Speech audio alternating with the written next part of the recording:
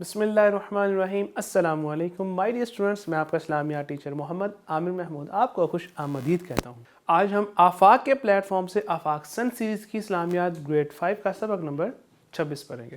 آج کے سبق میں ہم باب ششم ہدایت کے سرچشمے اور مشاہیر اسلام میں سے سبق حضرت داؤد علیہ السلام پڑھیں گے۔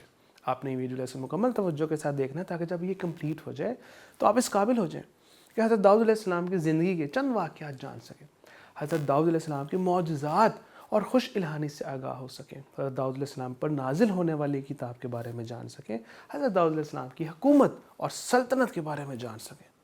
مائی ڈیئر اسٹوڈنٹس، یہ جو اللہ تعالیٰ کے نبی تھے، انبیاء کرام، انہوں نے لوگوں کو کیا سکھایا؟ شاباش مائی ڈیئر اسٹوڈنٹس، انہی انبیاء کرام علیہ السلام میں سے آج ہم حضرت داؤد علیہ السلام کے بارے میں پڑھیں گے۔ حضرت داؤد علیہ السلام اللہ تعالیٰ کے برگزیدہ نبی تھے۔ اللہ تعالیٰ نے آپ علیہ السلام کو نبوت اور حکومت عطا فرمائی۔ حضرت داؤد علیہ السلام کا ذکر قرآن مجید میں کئی مقامات پر آیا۔ حضرت داؤد علیہ السلام حضرت یعقوب علیہ السلام کی اولاد میں سے ہیں۔ آپ علیہ السلام شام، عراق، فلسطین، اسی طرح جو خلیج عقبہ سے لے کر دریائے فرات تک کے تمام علاقوں کے حکمران تھے۔ حضرت داؤد علیہ السلام نے ان علاقوں پر 70 سال 70 ایئرس تک حکومت کی۔ بنی اسرائیل پر ایک نیک بادشاہ طالوت کی حکومت تھی۔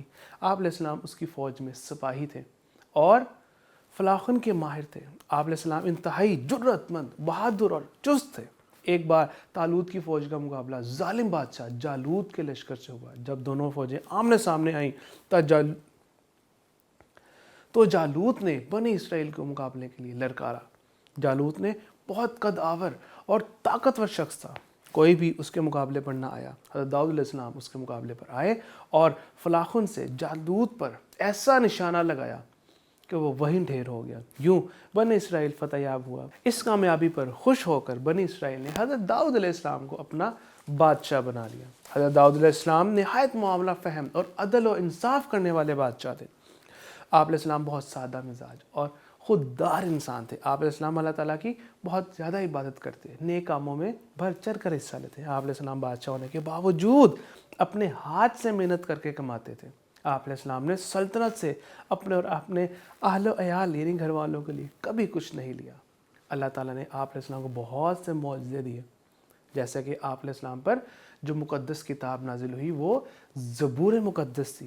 حضرت داؤد علیہ السلام کے لیے زبور مقدس کی قرأت بہت آسان کر دی گئی، چنانچہ وہ اپنی سواری پر زمین کسنے کا حکم دیتے تو جو زین تھی وہ کسے جانے سے پہلے ہی پوری زبور مقدس پڑھ لیتے تھے۔ سبحان اللہ۔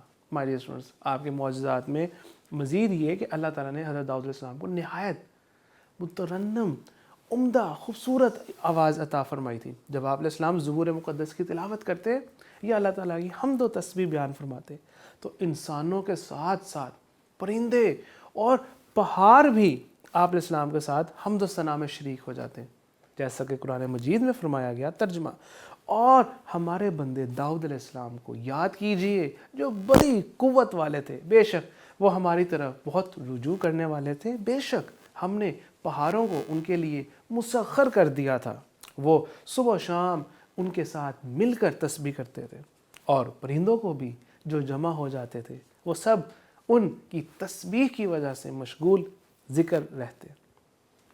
مائی ڈیئر اسٹوڈنٹس، حضرت داؤد علیہ السلام زرہم بناتے تھے جو جنگ میں یوز ہوتی ہے نا، سیفٹی کے لیے۔ آپ علیہ السلام کے ہاتھ میں لوہا اور فولاد موم کی طرح نرم ہو جاتا تھا۔ اللہ تعالیٰ نے فرمایا ترجمہ: اور ہم نے ان کے لیے لوہے کو بھی نرم کر دیا۔ انہیں فرمایا کہ کشادہ زرہ بنائیں اور اندازے کے مطابق اس کی کڑیاں جوڑیے، اور تم لوگ نیک عمل کرتے رہو، بے شک میں خوب دیکھ رہا ہوں جو تم کر رہے ہو۔ مائی ڈیئر اسٹوڈنٹس، حضرت داؤد علیہ السلام نے 100 سال عمر پائی۔ حضرت داؤد علیہ السلام کے بعد ان کے بیٹے حضرت سلیمان علیہ السلام بادشاہ بنے۔ حضرت سلیمان علیہ السلام کو اللہ تعالیٰ نے بہت سی طاقتوں سے نوازا۔ انسان، جن، پرندے، یہ جو تمام مخلوقات تھی سب ان کے لشکر میں شامل تھے۔ آپ علیہ السلام جانوروں کی بولیاں سمجھ لیتے تھے۔ ہواؤں پر بھی آپ علیہ السلام کو حکمرانی تھی۔ آپ علیہ السلام چاہتے ہوا کو حکم دیتے اور وہ آپ علیہ السلام کو اڑا کر لے جاتی۔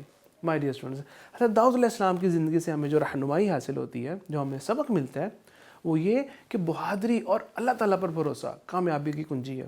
حلال روزی کمانے کے لیے کوئی جائز پیشہ اختیار کرنا انبیاء کرام علیہ السلام کی سنت ہے۔ عدل و انصاف ہر حکمران اور انسان کے لیے ضروری ہے۔ اللہ تعالیٰ کی عبادت اور ذکر سے روح کو سکون ملتا ہے۔ محنت، صبر، انصاف اور حکمت سے بڑے بڑے مسائل حل کیے جا سکتے ہیں۔ ان کی زندگی سے جو بھی ہم نے پوائنٹ سیکھے، ان کو ہم نے اپنی عملی زندگی کا بھی حصہ بنانا ہے۔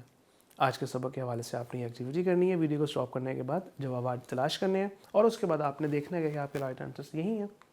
درست جواب پہ آپ کو شاباش، ویل ڈن، اور اگر کوئی جواب غلط ہے تو کوئی بات نہیں، اپنی اصلاح کیجیے۔ اسی کے ساتھ خالی جگہ پر کریں۔ ویڈیو کو اسٹاپ کرنے کے بعد آپ نے نشانات، آپ نے جوابات ڈھونڈنے ہیں۔ ویڈیو کو اسٹاپ کرنے کے بعد آپ نے جوابات ڈھونڈنے ہیں، اور اس کے بعد آپ نے ٹیلی کرنا ہے کہ آپ کے جوابات یہی ہیں۔ آج کے سبق کے اعادہ کے لیے چند مشکل سوالات بھی آپ کے لیے ہیں، جن کو آپ نے مکمل کرنا ہے تاکہ آج کے سبق میں مزید پختگی آ سکے۔ جزاک اللہ خیر۔